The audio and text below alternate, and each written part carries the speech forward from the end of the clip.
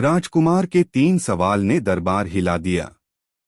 फतेहपुर सीकरी का वो दिन बाकी दिनों से बिल्कुल अलग था। दरबार में सभी मंत्री, दरबारी और खुद बादशाह अकबर उत्सुकता से किसी का इंतजार कर रहे थे। दरवाजे खुले, अंदर आया पड़ोसी राज्य का राजकुमार वीरप्रताप। युवा, तेज नजरें, आत्मविश्वासी चाल और चेहरे पर चुनौती भरी मुस्कान। वह झुककर बोला, जहांपनाह अकबर, मैंने सुना है आपके दरबार में बीरबल नाम का एक व्यक्ति है जो हर सवाल का जवाब दे सकता है। आज मैं 3 सवाल लेकर आया हूं। अगर बीरबल ने जवाब दे दिए तो मैं आपकी बुद्धि को सलाम करूंगा, वरना मान लीजिए फतेहपुर सीकरी का दरबार बस नाम का है। अकबर मुस्कुराए, राजकुमार, तुम्हारी चुनौती स्वीकार है, पर याद रखना, बीरबल केवल जवाब नहीं देता, सोच भी सिखा देता है। बीरबल आगे बढ़े, झुके और बोले, राजकुमार, 3 सवाल कहिए, जवाब यहीं मिलेंगे। राजकुमार ने तलवार की मूठ पर हाथ रखा और कहा, पहला सवाल, अगर कोई राजा अपने ही आदेश से खुद को सजा दे तो क्या वह न्याय कहलाएगा या अन्याय? पूरा दरबार चुप हो गया। अकबर भी सोच में पड़ गए। बीरबल ने बिना देर किए कहा, जहांपनाह, वह न्याय ही कहलाएगा, क्योंकि जब राजा खुद को नियमों से ऊपर नहीं रखता तो उसके राज्य में कोई अन्याय नहीं टिक सकता। राजकुमार मुस्कुराया, अच्छा जवाब, पर अब सुनो दूसरा सवाल। अगर कोई झूठ इसीलिए बोला जाए कि किसी की जान बच जाए तो वह पाप है या पुण्य? बीरबल ने उत्तर दिया, राजकुमार, हर झूठ पाप नहीं होता। जिस झूठ में स्वार्थ न हो और किसी का भला छिपा हो, वह झूठ नहीं, दया कहलाता है। अगर झूठ किसी की जिंदगी बचा ले तो वह भगवान के सच के बराबर है। दरबार में तालियां गूंज उठीं। अकबर गर्व से मुस्कुराए। राजकुमार ने तीसरा और आखिरी सवाल पूछा, और अब मेरा सबसे कठिन सवाल, दुनिया में सबसे बड़ा झूठ क्या है? यह सुनते ही पूरा दरबार सन्न रह गया। सबकी निगाहें बीरबल पर टिक गईं।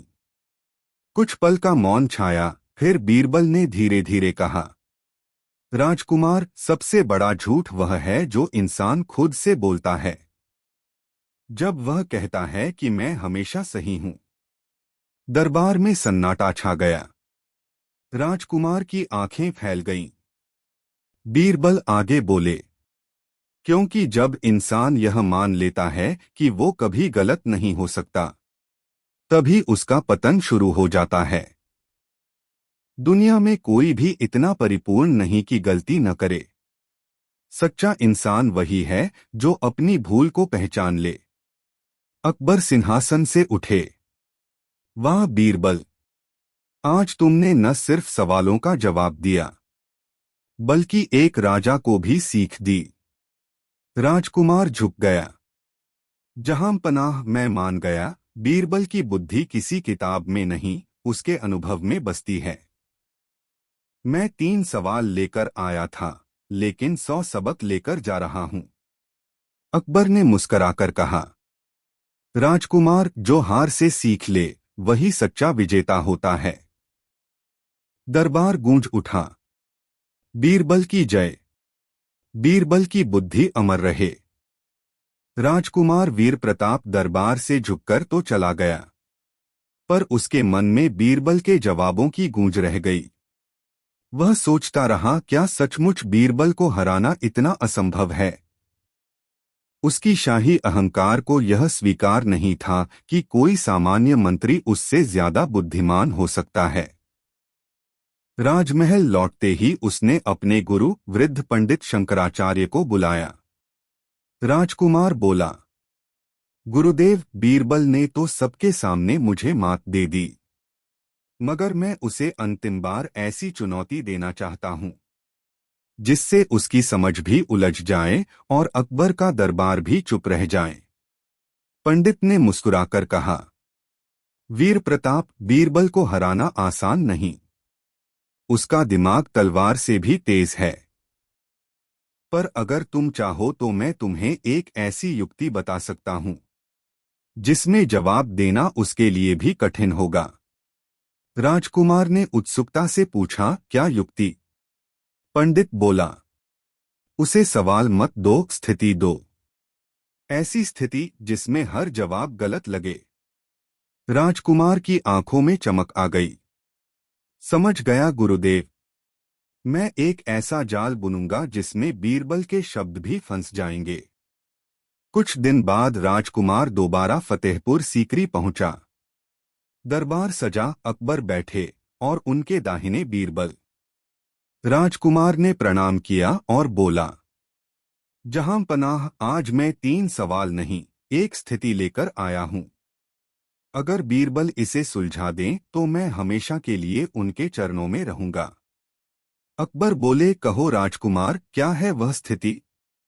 राजकुमार ने दरबार के बीच में एक छोटा सा थाल रखवाया जिसमें आधा भरा दूध और आधा पानी था। फिर उसने कहा, बीरबल, यह दूध और पानी एक साथ मिले हैं। अगर तुम बिना उंगली लगाए, बिना किसी चीज को छुए इन्हें अलग कर दो तो मैं हार मान लूंगा। पूरा दरबार दंग रह गया। सबकी आंखें बीरबल पर टिक गईं। अकबर ने भी उत्सुक होकर कहा, बीरबल, अब तुम्हारी बारी। बीरबल कुछ पल चुप रहे, फिर मुस्कराकर बोले, राजकुमार, शर्त तुम्हारी है, नियम तुम्हारे हैं, पर हल हमारा होगा। उन्होंने दरबान को आदेश दिया, दरबार के दरवाजे पर एक गाय लेकर आओ। सब हैरान थे, पर आदेश का पालन हुआ। बीरबल बोले, अब इस दूध पानी को गाय के आगे रख दो। गाय आई, थाल को सूंघा और सिर्फ दूध पी गई, पानी वैसा ही रह गया। पूरा दरबार तालियों से गूंज उठा। बीरबल ने मुस्कराकर कहा, देखा राजकुमार, बिना छुए दूध और पानी अलग हो गए, क्योंकि प्रकृति जानती है कौन सा भाग उसके काम का है। राजकुमार के चेहरे का रंग उड़ गया। उसके गुरु शंकराचार्य भी सिर झुकाए बैठे रह गए।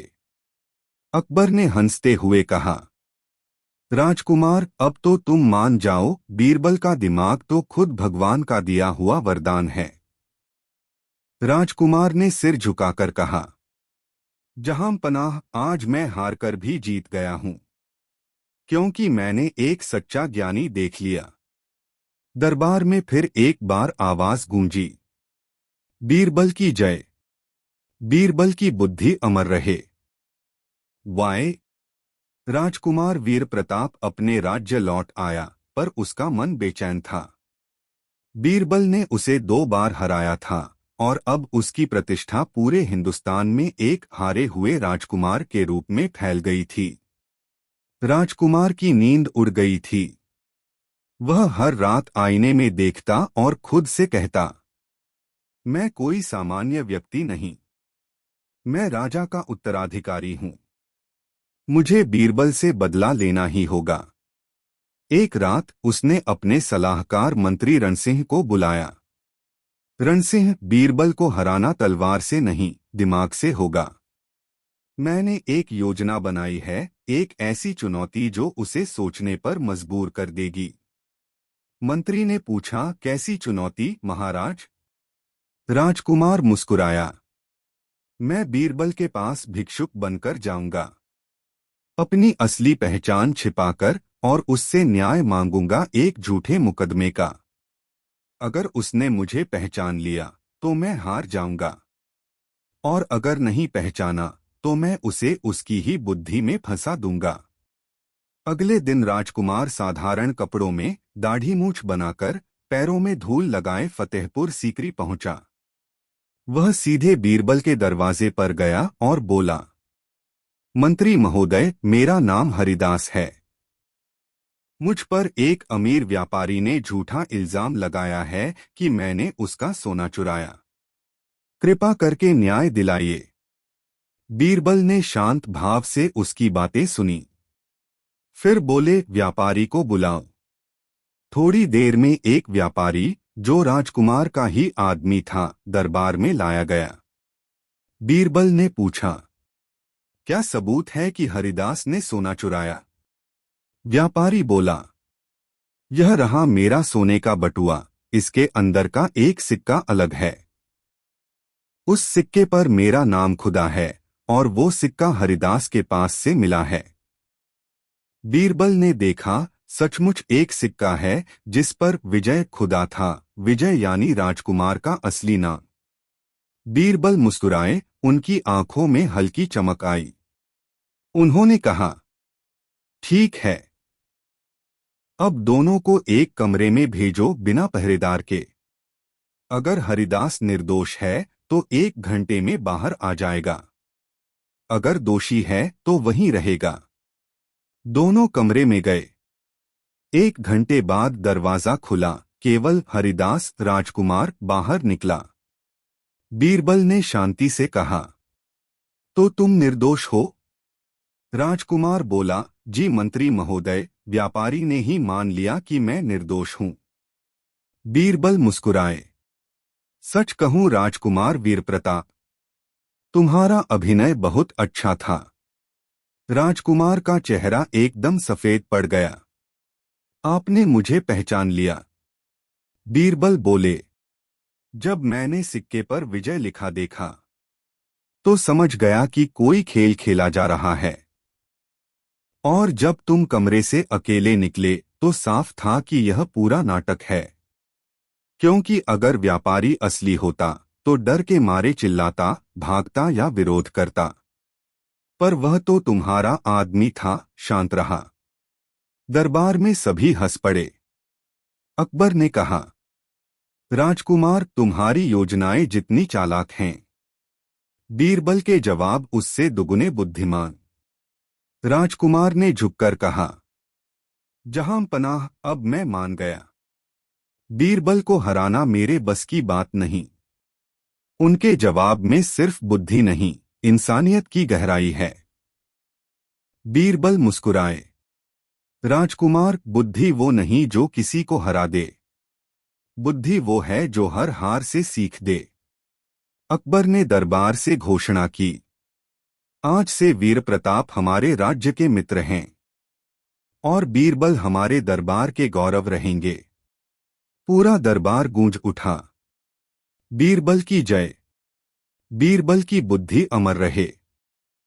राजकुमार वीर प्रताप की तीसरी हार ने उसे भीतर तक हिला दिया था। अब उसमें न गुस्सा बचा था, न बदला, बस एक गहरी जिज्ञासा थी। आखिर बीरबल में ऐसा क्या है जो उसे हर बार विजेता बना देता है? वह सोचता रहा, क्या उसका ज्ञान जन्मजात है या अनुभव से आया है?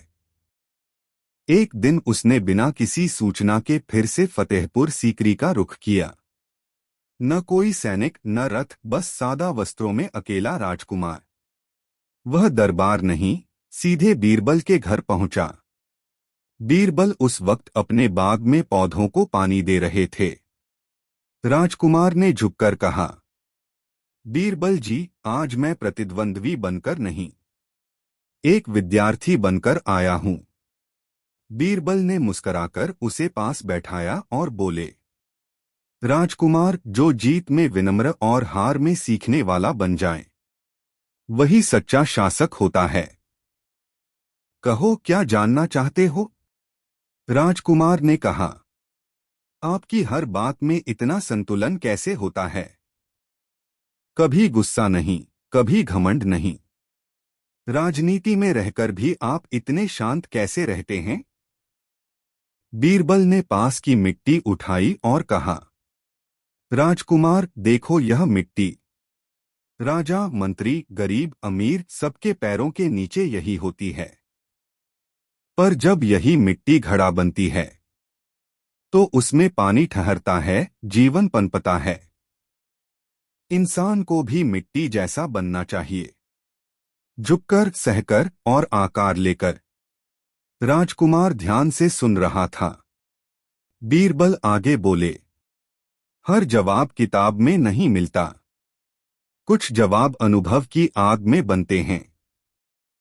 मैंने भी कई गलतियां की हैं, कई बार डांट खाई है अकबर से। पर हर बार सोचा अगर आज झुक गया तो कल और ऊंचा उठूंगा। राजकुमार के चेहरे पर एक गहरी शांति उतर आई। वह बोला, अब समझ गया बीरबल, आप सिर्फ बुद्धिमान नहीं, आप विनम्र हैं। और यही आपकी सबसे बड़ी ताकत है। बीरबल ने हंसते हुए कहा, वीर प्रताप, बुद्धि तभी सफल होती है जब उसके साथ दयालुता हो। तेज तलवार भी बेकार है अगर उसमें करुणा न हो। तभी दूर से अकबर के सैनिक आए। जहांपनाह दरबार में आपका और राजकुमार का इंतजार कर रहे हैं। दोनों साथ निकले। दरबार में पहुंचकर अकबर ने मुस्कुराते हुए कहा, लगता है अब राजकुमार ने बीरबल से कुछ नया सीखा है। राजकुमार ने झुककर कहा, जहांपनाह, मैंने आज जाना कि जीतने से ज्यादा बड़ा सुख समझने में है। मैं बीरबल से नहीं, अपनी सोच से हार रहा था। अकबर बोले, बहुत खूब। आज से तुम दोनों सिर्फ मित्र नहीं, राज्य के दो स्तंभ हो, एक बुद्धि का और दूसरा विनम्रता का। दरबार तालियों से गूंज उठा। राजकुमार ने बीरबल के चरणों को छुआ और कहा, अब मैं हर राज्य में आपकी कहानियां सुनाऊंगा, ताकि लोग जानें कि असली जीत तलवार से नहीं, सच्चाई और संयम से होती है। अकबर मुस्कुराए, और यही है हमारे दरबार की असली शक्ति।